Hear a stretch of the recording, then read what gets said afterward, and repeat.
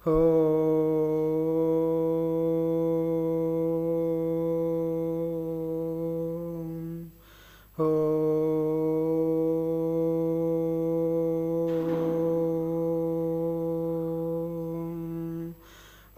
అనంతజ్ఞానరూపాయ దివ్యప్రేమస్వరూపిణే సంసారసాగరార్ణవ ప్రేమదేవాయ తే నమః. బ్రహ్మచారి మహర్షి సద్గురు శ్రీ శ్రీ శ్రీ ప్రేమానంద స్వామి తపోవనము ఆశ్రమము సంస్థాపకులు, సనాతన ధర్మ సమాజము వ్యవస్థాపకులు బ్రహ్మచారి మహర్షి సద్గురు శ్రీ శ్రీ శ్రీ ప్రేమానంద స్వాముల వారి గురుపాద పద్మములకు సాష్టాంగ నమస్కారములు. మాఘపురాణము 6వ అధ్యాయము సుశీల వృత్తాంతము. భోగాపురమందు సదాచార సంపన్నుడును దైవభక్తి పరాయణుడైన ఒక సద్బ్రాహ్మణుడుండేవాడు. అతనికి సద్గుణ రాశియు శీలవతి సౌందర్యవతి అయిన కుమార్తె కలదు. ఆమె పేరు సుశీల. బుద్ధిమంతురాలైన సుశీల బాల్యము నుండి భగవంతుని పట్ల మిక్కిలి భక్తితో ఉండేది. ఎల్లప్పుడూ ఏదో ఒక వ్రతాన్ని కానీ పూజను కానీ చేస్తుండేది. పురాణ కథలంటే ఆమెకు మిక్కిలి ప్రీతి. నిత్యము దైవభక్తి అందే కాలము గడుపుచూ ఉండేది.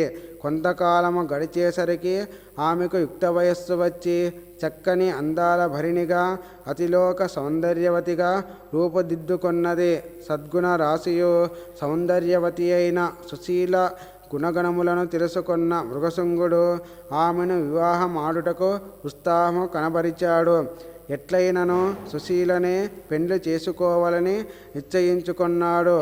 ఇది ఇలా ఉండగా అది మాఘమాస మగుటచే ఒకనాడు సుశీల తన ఇద్దరి స్నేహితురాండ్రతో కలిసి కావేరి నదికి నదీ స్నానమునకై బయలుదేరింది. వారట్లు పోవుచుండగా సమీపమందలి అడవి నుండి మదించిన ఏనుగొకటి భయంకర గీంకారమును చేయుచూ కనిపించి వారినందరినీ కాళ్ళతో తొక్కుతూ నానా బీభత్సమును చేయుచూ సుశీలను ఆమె స్నేహితురాండ్రను చూసి వెంబడించసాగింది. మదించిన ఆ మత్తగజమును దాని గీంకార ధ్వని విన్న ముగ్గురు స్త్రీలు భయపడి తమ శక్తి కొలది పారిపోయి ముందు వెనుకలు చూడక దూరముగానున్న ఏ ఆచ్ఛాదన లేని ఒక దిగుడు బావిలో పడి దిక్కులేక మరణించారు.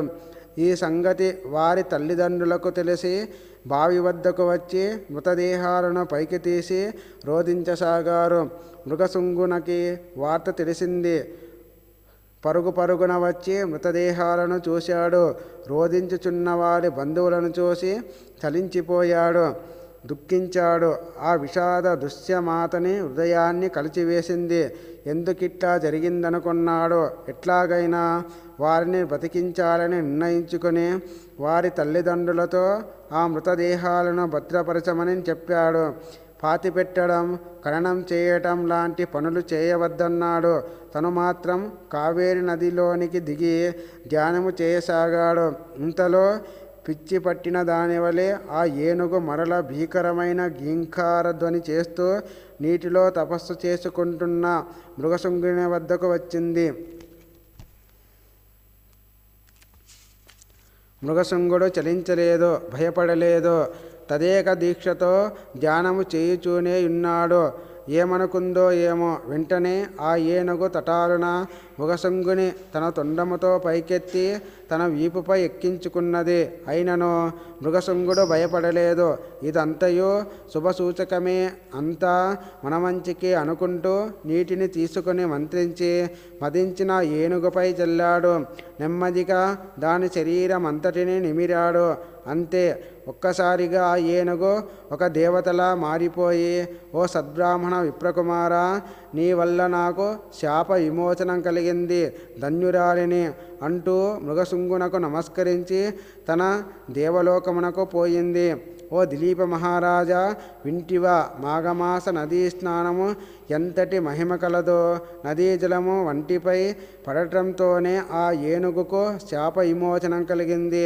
మాఘమాసమందు నదీ స్నానం ఎంతటి మహిమ కలదో తెలుపటకు ఈ నిదర్శనాలు సరే, తరువాత వృత్తాంతమును కూడా చెప్పెదను, శ్రద్ధగా వినుము అంటూ చెప్పసాగాడు. మాఘపురాణము 6వ అధ్యాయము సమాప్తము.